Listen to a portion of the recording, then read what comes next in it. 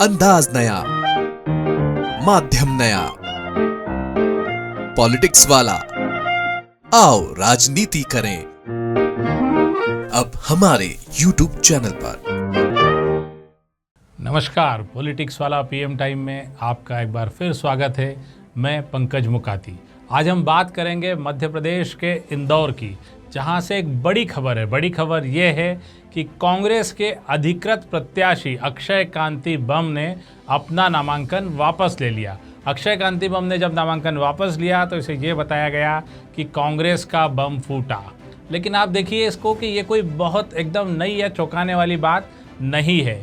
Politics वाला ने 2 दिन पहले ही इस बात को अपनी वेबसाइट पर लगाया था कि अक्षय कांति बम अपना नामांकन वापस ले सकते हैं। हमने इस तरह से इस खबर को किया था कि मालवा के एक बड़े शहर में अल्पसंख्यक समुदाय के प्रत्याशी, कांग्रेस के प्रत्याशी अपना नामांकन वापस ले सकते हैं। वे भारतीय जनता पार्टी के साथ भारी दबाव में है, उन पर भाजपा का बड़ा दबाव है।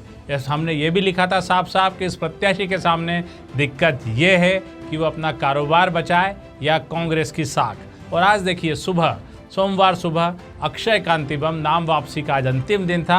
अपना नामांकन वापस ले लेते हैं। इसके बाद मध्य प्रदेश के मंत्री कैलाश विजयवर्गीय और रमेश मेंदोला के साथ गाड़ी में भाजपा कार्यालय चले जाते हैं। नामांकन वापस लेने के बाद वे भाजपा की सदस्यता भी शामिल कर लेते हैं। और ये एक तस्वीर, पूरी कहानी बताती है कि कैसे मध्य प्रदेश के इंदौर और मालवा क्षेत्र में बड़ा दबाव कांग्रेसी प्रत्याशियों पर है। और खुद एक मंत्री कैलाश विजयवर्गीय गाड़ी चलाकर उसे अपनी गाड़ी में बिठाकर भारतीय जनता पार्टी कार्यालय ले जाते हैं। इसके बाद ये तस्वीर पूरी तरह साफ है कि यहाँ से भारतीय जनता पार्टी के प्रत्याशी शंकर लालवानी बिना किसी अड़चन के चुनाव जीत जाएंगे।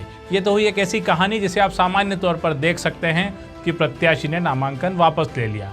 हम इसकी पूरी कहानी आज आपको बताएंगे, पूरा सच आपको बताएंगे कि पॉलिटिक्स वाला ने किस आधार पर 2 दिन पहले ही ये बता दिया था कि कांग्रेस का ये प्रत्याशी नामांकन वापस ले लेगा। दरअसल ये कहानी बहुत पहले से शुरू हो चुकी थी। टिकट मिलने के बाद 1-2 दिन अक्षय कांति बम ने प्रचार किया। इसके बाद वो धीरे धीरे ठंडे पड़ते गए, उनका प्रचार कमज़ोर होता गया, जिसे शक की निगाह से देखा जाने लगा। बाद में मध्य प्रदेश कांग्रेस के अध्यक्ष जीतू पटवारी और कांग्रेस के वरिष्ठ नेताओं को भी लगा कि अक्षय कांति बम कहीं न कहीं उलझ गए हैं। इसीलिए अक्षय कांति बम ने जिस दिन अपना नामांकन दाखिल किया था, उसके दूसरे ही दिन कांग्रेस ने एक डमी कैंडिडेट का नामांकन इंदौर लोकसभा सीट से दाखिल कराया। आमतौर पर डमी कैंडिडेट मुख्य प्रत्याशी के साथ ही नामांकन दाखिल करते हैं, लेकिन कांग्रेस को ये डर था कि अक्षय कांति बम नामांकन में कोई त्रुटि छोड़ सकते हैं, उनका नामांकन खारिज हो सकता है और कांग्रेस बिना किसी प्रत्याशी के रह सकती है।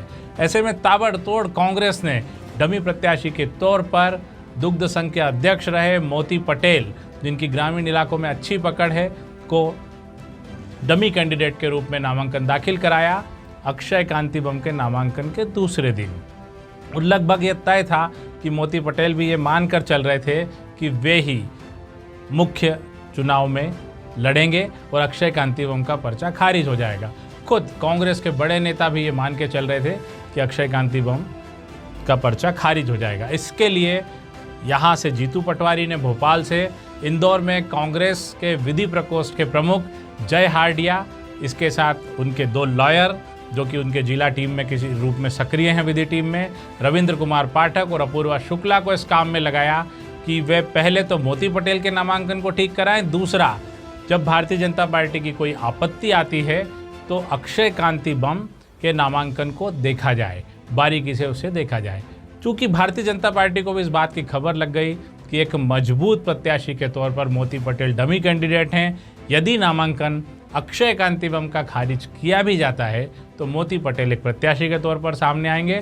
और निश्चित तौर पर अक्षय कांति बम एक नया चेहरा थे, जबकि मोती पटेल को ग्रामीण इलाकों में अच्छी पकड़ थी। ऐसे में भारतीय जनता पार्टी ने अक्षय कांति बम के नामांकन को निरस्त कराने के बजाय दूसरी कोशिश की। हालांकि अक्षय कांति बम के नामांकन पर आपत्ति जरूर भारतीय जनता पार्टी में लगाई, लेकिन तब तक कांग्रेस का विधि प्रकोष्ठ सक्रिय हो चुका था। उसने तर्कों के साथ इस बात को रखा कि अक्षय कांति बम का नामांकन निरस्त नहीं हो सकता। अक्षय कांति बम पर एक 17 साल पुराने मामले में 307 की धारा बढ़ाने का अदालत ने निर्देश दिया था, उसी को लेकर आपत्ति लगाई गई थी, लेकिन कांग्रेस के वकील अपूर्वा शुक्ला, जय हार्डिया और रविंद्र कुमार पाठक ने मिलकर इस अपील को खारिज कर दिया।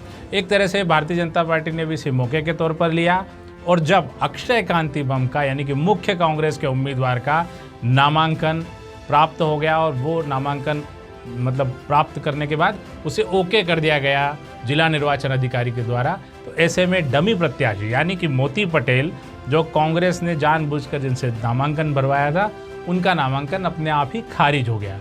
अब इस स्थिति में दो बातें आती है कि अब मोती पटेल का नामांकन खारिज हो गया और अक्षय कांति बम भी ही मुख्य उम्मीदवार हैं। ऐसे में संभावना पूरी थी कि अब अक्षय कांति बम नामांकन वापस ले लेंगे।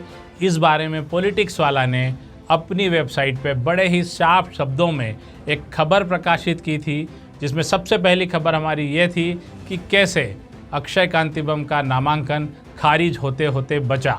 इसके कुछ देर बाद हमने दूसरी खबर लगाई जो कि हमने 28 तारीख की सुबह लगाई और कैसे नामांकन खारिज होते बचा ये हमने 27 तारीख को प्रकाशित कर दी थी। 28 को हमने इस खबर को प्रकाशित किया कि मालवा के कांग्रेस के एक बड़े शहर के नेता बेहद दबाव में हैं भारतीय जनता पार्टी के और इस दबाव के चलते हुए अपना नामांकन वापस ले सकते हैं। हमने ये भी लिखा था कि ये नेता अल्पसंख्यक समुदाय से हैं, लेकिन अल्पसंख्यक का मतलब मुस्लिम समुदाय नहीं होता है। आपको पता है कि जैन समाज भी अल्पसंख्यक समुदाय में आता है और अक्षय कांति बम इसी समाज को प्रतिनिधित्व करते हैं।